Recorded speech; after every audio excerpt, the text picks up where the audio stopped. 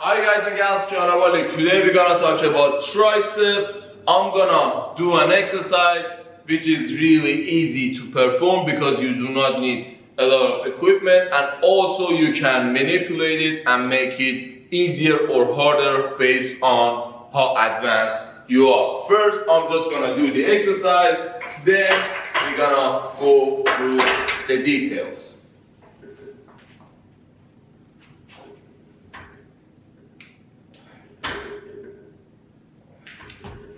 Good.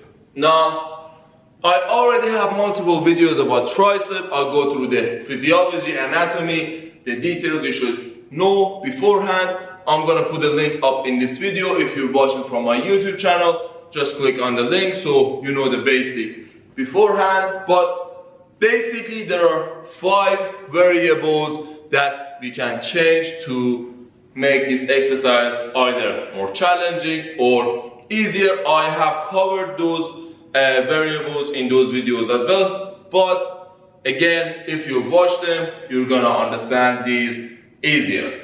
The first variable is whether the bar is low or up.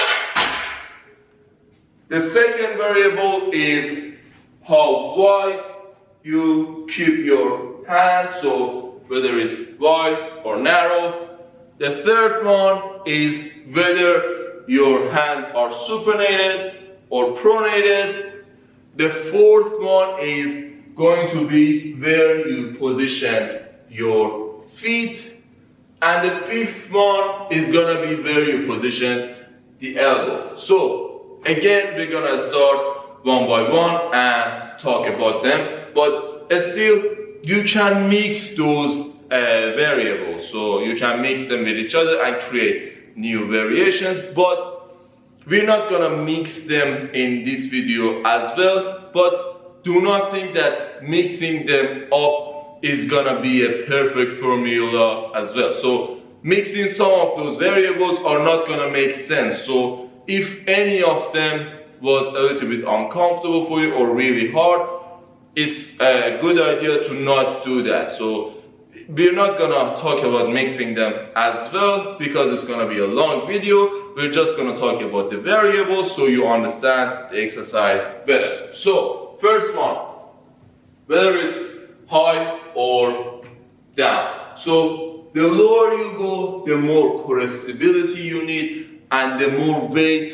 you have on your tricep to handle. So the more you bring it down, it's gonna be harder, not just for the tricep, but also for the ab as well. Although you can push play with the hip or drop down on your knees to make it a little bit easier, but it's not worth it to come too much down if you've got core stability issues or if you're just not that much strong to lift your own body weight. So you can bring it up.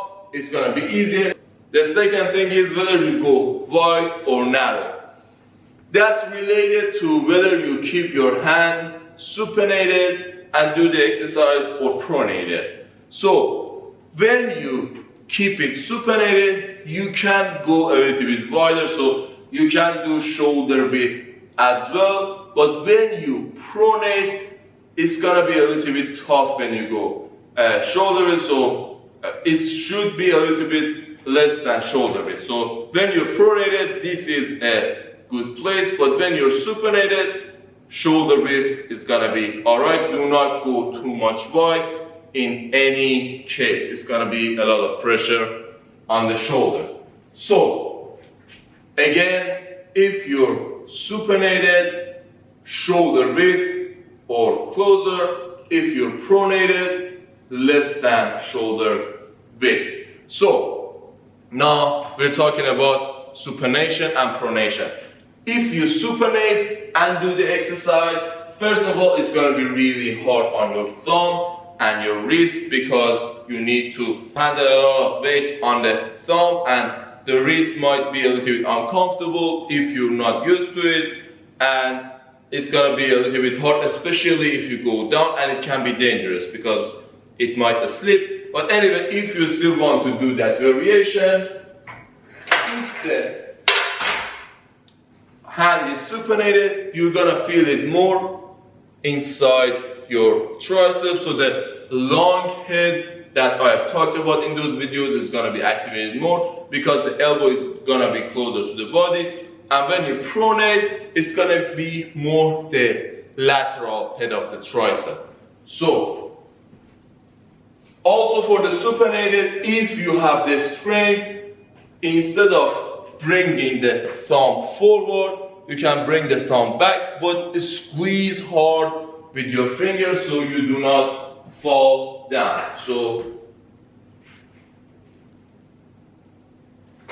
But it needs a lot of strength, so if you're not strong, just pronate it, it's gonna be easier for you. Now the fourth and the fifth factor are really related to each other. The fourth one was the positioning of the feet, so whether you stand close or you go back. And the fifth one was the degree of shoulder flexion and extension. So whether you do the exercise like this or like this, it's gonna be different. Also, that involves the positioning of the hip as well. So you can manipulate those variables with the positioning of the hip as well. And also, that's gonna be related to the positioning of the bar as well. So the higher you go, the elbow positioning is gonna be different, the feet positioning needed is gonna be different.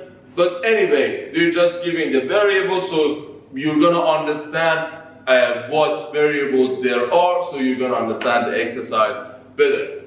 If you bring the feet back, it's gonna need more activation from the core. So by bringing the feet back, it requires you to push the hip forward so you can reach the bar.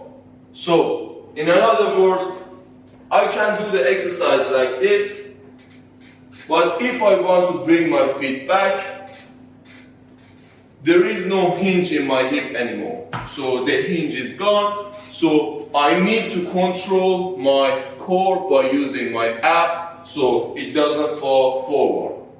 Again, core activation here is close to none, but here I need more core activation. Also, the feet positioning is gonna determine the elbow positioning as well. So if I do not have any hinge in the hip, if I come forward, the elbow is gonna come back, and if I go back, the elbow is gonna come forward. So these are really related, and vice versa. If I want to play with the elbow, my feet positioning is gonna change, and I can change the hip positioning as well. But anyway, we can manipulate them, but what do they mean? We talked about the hip, it's about core activation. We talk about the elbow now. So the more you bring the elbow up, the more you're gonna use the tricep. So when the elbow is tucked to your side and you do the exercise, now I'm using my shoulder as well. So the front delt is getting activated as well. But when the elbow comes up and I do this, now the shoulder is not doing anything. All that is on my tricep. And also make sure you have the stability in your shoulder, because this is a little bit risky. You need to have the stability in your shoulder. And if you do not have that, it's gonna be hard, especially if you go down. So the more you go down, it's gonna be harder. So play with these variables, see how you feel. And if any of them did not make sense for you and was just not comfortable for you, it probably means that it's not suited for you now. It could be because of flexibility, strength, or even core activation needed.